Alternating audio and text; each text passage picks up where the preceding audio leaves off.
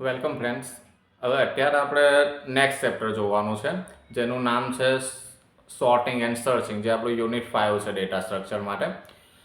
તો આ ચેપ્ટરનું ઇમ્પોર્ટન્ટ એટલું છે કે તમારે જો પાસ થવું હશે તો ટ્રી, ત્યાર પછી આ ચેપ્ટર સેકન્ડ ચેપ્ટર છે જે આપણા માટે વધારે ઇમ્પોર્ટન્ટ છે, જે તમને લાસ્ટ 5th ક્વેશ્ચન આવે છે જીટીયુની એક્ઝામમાં, એ આખો આની પર ડિપેન્ડન્ટ હોય છે આ ચેપ્ટર. હવે આ ચેપ્ટરમાં મેજર ઇસ્યુ એક છે કે આની અંદર અલ્ગોરિધમ દરેક સોર્ટિંગ અને સર્ચિંગ ટેકનિકમાં આવશે. જો તમને કદાચ અલ્ગોરિધમ નથી ફાવતો અને નહીં લખો તો વાંધો નહીં, પણ જો આપણે એની અંદર કેટલું કરવાનું છે એ આપણને ખબર હોવી જોઈએ આ ચેપ્ટરમાં. તો આ ચેપ્ટરમાં આપણે જે મેં બોર્ડ પર ટોપિક લખ્યા છે, ઓલમોસ્ટ આખું ચેપ્ટર એની અંદર કવર થઈ જાય છે.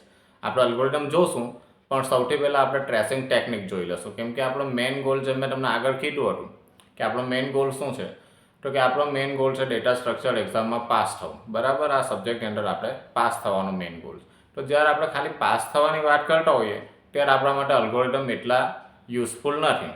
નોટ નેસેસરી કે આપણને અલ્ગોરિધમ આવડવા જોઈએ, પણ હા, આપણને દરેક સોર્ટિંગ ટેકનિક આવડવી જોઈએ કે એટલીસ્ટ આપણે એનું એક્ઝામ્પલ જાતે પણ સોલ્વ કરી શકીએ લઈને, અને જે એક્ઝામની અંદર આપ્યું હોય કે પર્ટિક્યુલર કોઈક સોર્ટિંગ ટેકનિકનો યુઝ કરો અને આપણે સોલ્વ કરવાનું હોય તો એ આપણે ઇઝીલી સોલ્વ કરી શકવા જોઈએ.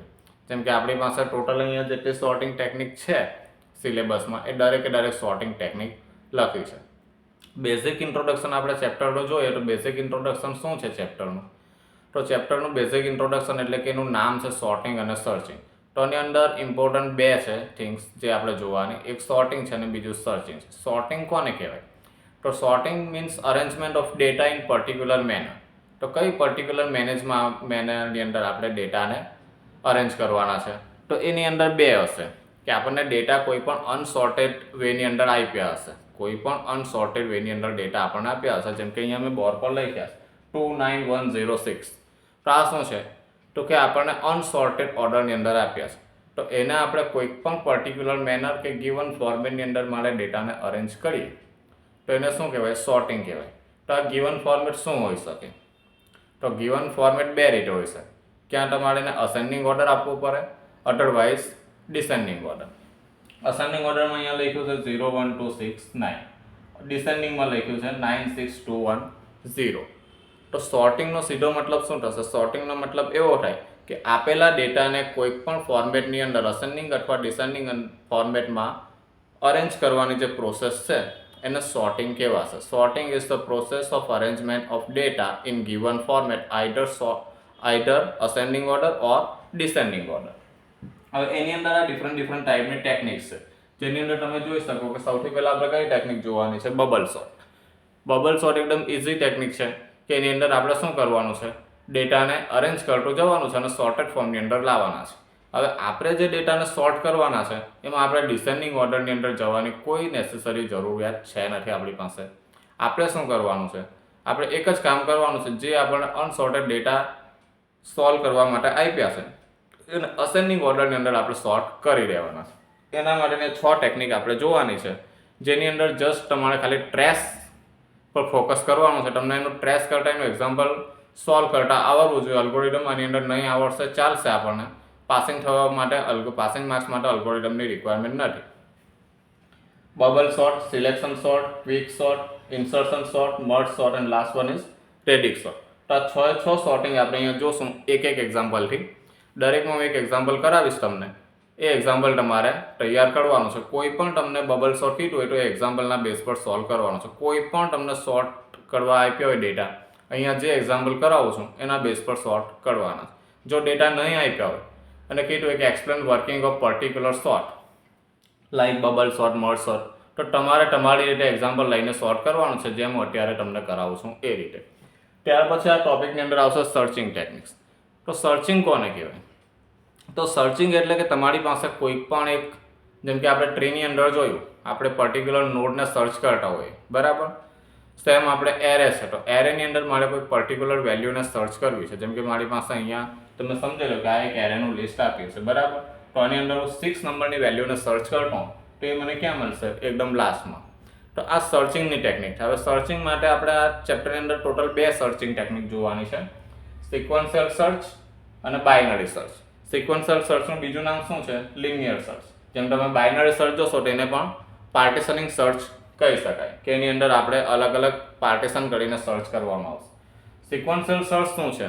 તો એની અંદર તમે ડેટાને 1 by 1 કમ્પેર કરો. સપોઝ કે મારે 6 ને ફાઇન્ડ આઉટ કરવું હોય તો 6 ને પહેલા કમ્પેર કરતો જવાનું, અહીંયાથી 2 સાથે કમ્પેર કરો, 9 સાથે કમ્પેર કરો, 1 સાથે કરો, 0 સાથે કરો, 6 સાથે કરો. જ્યાં વેલ્યુ મેચ થશે ત્યાં સક્સેસફુલ રિઝલ્ટ રિટર્ન થશે, અધરવાઇઝ અનસક્સેસફુલ સર્ચ આવશે. બાઇનરી સર્ચની અંદર ડિફરન્સ એ છે કે બાઇનરી સર્ચમાં ઓલવેઝ આપણને એરે જે હશે એ સોર્ટેડ જોઈશે. એ તમે અનઓર્ડર લિસ્ટની અંદર પરફોર્મ નહીં કરી શકો. એના માટે આપણને એરે કેવો જોઈશે? સોર્ટેડ ફોર્મની અંદર હોવો જોઈશે. ત્યાર પછીનો આપણો લાસ્ટ ઇમ્પોર્ટન્ટ ટોપિક આવે છે હેશિંગ. હવે હેશિંગની અંદર આપણે શું તૈયારી કરવાની છે? તો આપણને હેશિંગની બેઝિક ડેફિનેશન્સ ખબર હોવી જોઈએ, એનો યુઝ શું છે એ ખબર હોવી જોઈએ, હેશિંગ ફંક્શન કયા કયા છે જે મેં 3 બોર્ડ પર લખ્યા છે. ત્યાર પછી હેશ ટેબલ શું છે, કી શું છે, ડેટા શું છે અને કોલિઝન શું છે. કોલિઝન આપણા સિલેબસની બહારનો ટોપિક છે, એક્સ્ટ્રા ટોપિક છે, પણ આપણે એની અંદર કોને કહેવાય કોલિઝન એનો કન્સેપ્ટ જોઈ લેવાનો છે. બરાબર. હવે 3 એની અંદર મેથડ આવશે ડિફરન્ટ. તમને હેશિંગના ફંક્શન્સ પૂછાય કે મેથડ પૂછાય, આ 3 જ છે, 3 જ આપણે કન્સિડર કરવાના છે. એ છે ડિવિઝન મેથડ છે, મિડ સ્ક્વેર મેથડ છે અને last one is folding method. તો આટલું આપણે આ ચેપ્ટરની અંદરથી કરવાનું છે. કઈ કઈ વસ્તુ કરવાની? તો આ 6 જે મેં એક્ઝામ્પલ સોર્ટિંગ ટેકનિક્સ લખી છે એ 6 જે સોર્ટિંગ ટેકનિક છે એ દરેક સોર્ટિંગ ટેકનિકના એક્ઝામ્પલ આવડવા જોઈએ અને શોર્ટ કટ આવડવું જોઈએ. એના પછી આપણી પાસે સર્ચિંગ ટેકનિક છે. તો સર્ચિંગમાં આપણને શું આવડવું જોઈએ? તો સર્ચિંગમાં બંને આપણને example with example and algorithm. અહીંયા આપણને અલ્ગોરિધમ આવડવા કમ્પલસરી છે અને એના અલ્ગોરિધમ પણ એકદમ ઇઝી છે.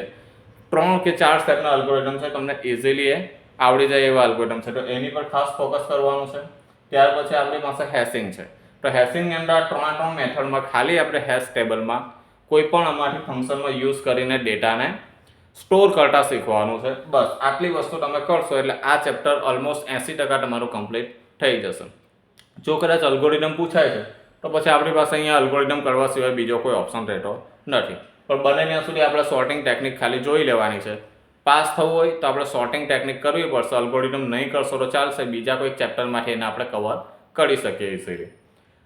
તો હવે અત્યારે આપણે શું જોવાનું છે? બબલ સોર્ટ જોવાનું છે. બરાબર. સૌથી પહેલાં સોર્ટિંગની ડેફિનેશન આપણને ખબર પડી ગઈ, ટાઈપ્સ ઓફ સોર્ટિંગ કયા કયા છે એ આપણે જોઈ લીધું, સર્ચિંગ કોને કહેવાય, સર્ચિંગમાં કયા કયા ભાગ છે એ આપણે નેક્સ્ટમાં જોશું. હવે જ્યારે આપણે જોશું ત્યારે બબલ સોર્ટથી આપણે સ્ટાર્ટ કરશું કે જે પણ ડેટા આપ્યા છે તે પર્ટિક્યુલર અનસોર્ટેડ ડેટાને આપણે બબલ સોર્ટનો યુઝ કરીને કઈ રીતે સોર્ટ આઉટ કરી શકીએ એની ઉપર આપણો ફોકસ રહેશે. Thank you guys.